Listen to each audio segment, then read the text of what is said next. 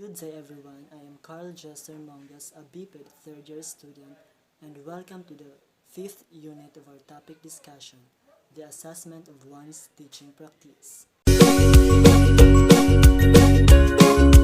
Assessment of one's teaching practice comprised in two categories, the reflective practice using learner attainment data and reflective practice through performance evaluation.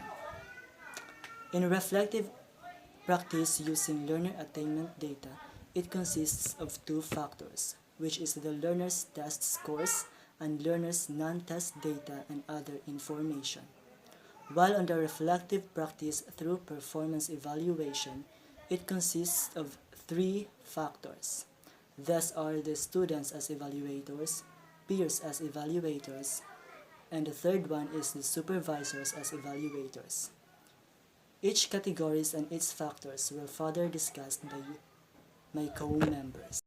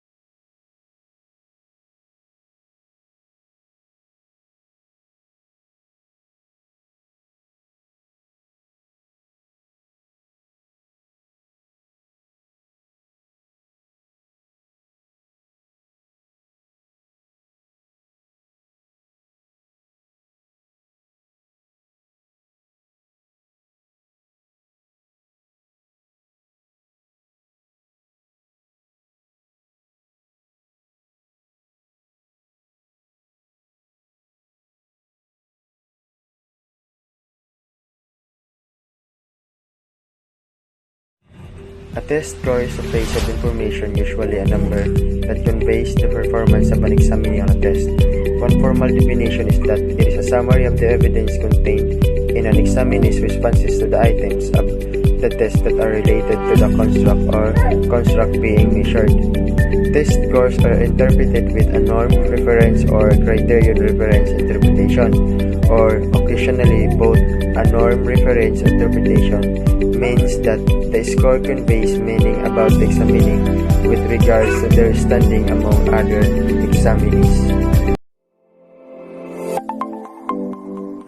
Learners' non-test data and other information. Types of non-test. Portfolio. A purposeful collection of a student's work that exhibit the student's efforts, progress, and achievements in one or more areas of the curriculum. Teacher observation. The teacher observes the students while they work to make certain the students understand the assignments and are on task.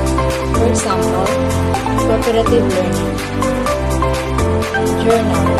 Students write daily on assigned or personal topics.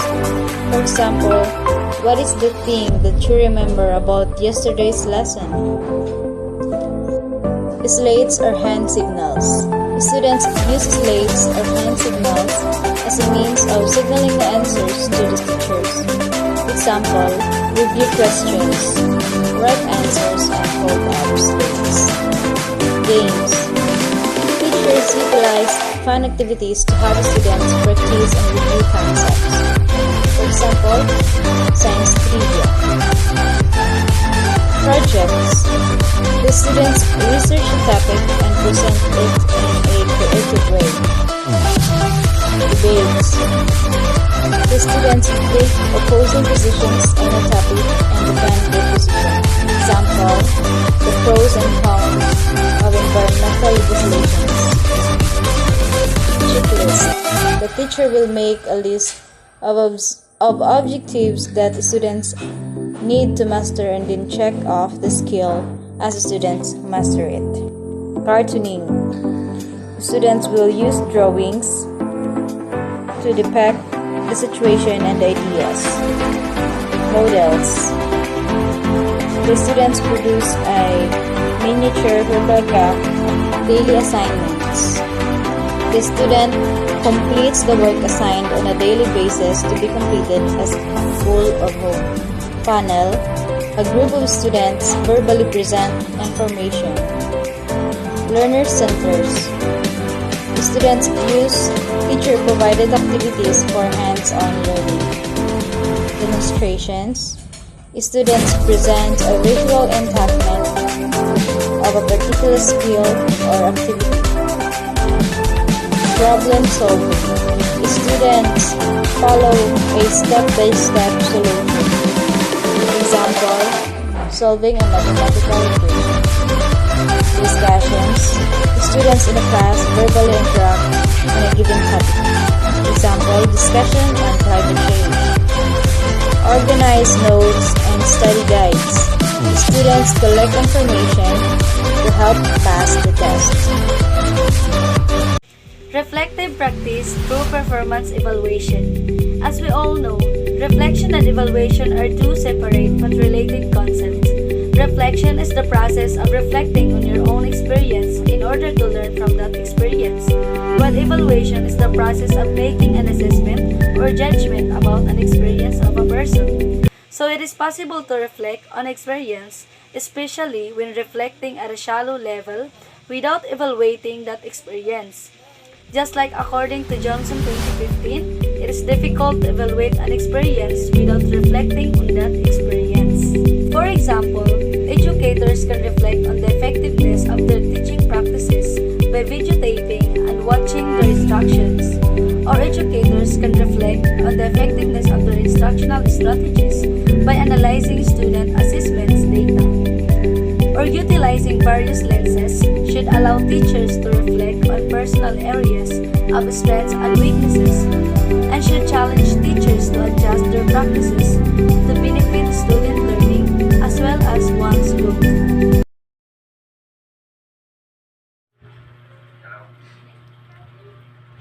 Hello everyone! Again, this is Mara Galao Parani. So for today's video, we will tackle about students as evaluators. Students as evaluators. Engaging students as evaluators calls for educators to develop practical, applicable feedback opportunities where students are encouraged to be honest, open, and solution-oriented. Students find particular investment in evaluation when they can see tangible outcomes and have some measure of accountability from the systems, educators, or situations they are evaluating. Effective evaluations may include student evaluations of classes and schools, student evaluations of teachers, student evaluations of self, and student-led parent-teacher conferences, where students present their learning as partners with teachers and parents, instead of as passive recipients of teaching done to them. When this kind of evaluation is new to a school, teachers may feel apprehensive about talking with students in a way that changes traditional power relationships within the school. Engaging students as evaluators should not mean replacing any other evaluations. Instead, it should be seen as an additional information source. Whether students are evaluating themselves, their peers, classroom curricula, school climate, or their teachers directly, student evaluations should not replace teacher evaluations. This is an important reality to consider. Places for students as evaluators following are some of activities that engage students as evaluators. Classrooms, students assess themselves, their peers, teachers, curricula, and classes, recommending changes and acknowledging expectations on teachers and administrators. Administration, students are engaged with administrators in evaluating the effects and outcomes of meaningfully involving students throughout school decision-making. Culture, students compare student or teacher relationships and perspectives of respect throughout school. Experience shows that student voice is best understood through the personal experience of all students in all schools, everywhere.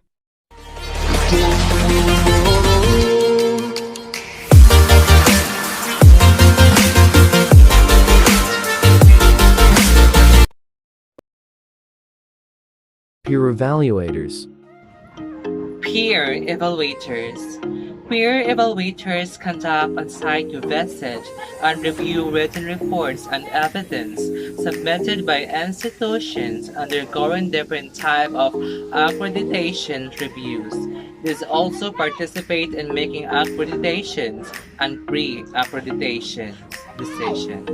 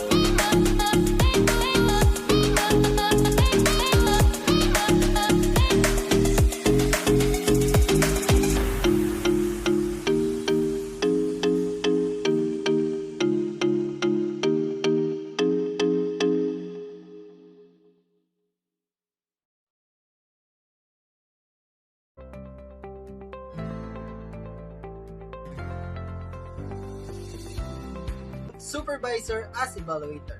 First is, what is supervisor? A person who supervises workers or the work done by others, like superintendent, or in education, an official responsible for assisting teachers in preparation of syllabus, in devising teaching methods, in Department of Instruction, especially in public school. And now, I will discuss to you the role of supervisor known as teacher, counselor, role model, administrator, mentor, colleague, evaluator, or assessor. So moving forward, the role of supervisor is to guide the student towards the production of their dissertation by discussing each part of the process. Number 1, to help you to develop your idea, topic, further. Number 2, to help you focus on your aim and objectives. Number 3, to help you sharpen your research, questions, and or hypotheses. Number 4, to provide you with guidance about the appropriate research approach. Number 5, to approve your questionnaire before you distribute it to respondents. Number 6, to assist you in structuring your dissertation. Number 7, to discuss and monitor your progress. Number 8, to provide you with feedback on your chapter. This may be in the form of criticism of your work. Last but not the least, number 9, to help you present the final dissertation. Hello everyone, and I hope you all learned from my topic. Thank you for watching.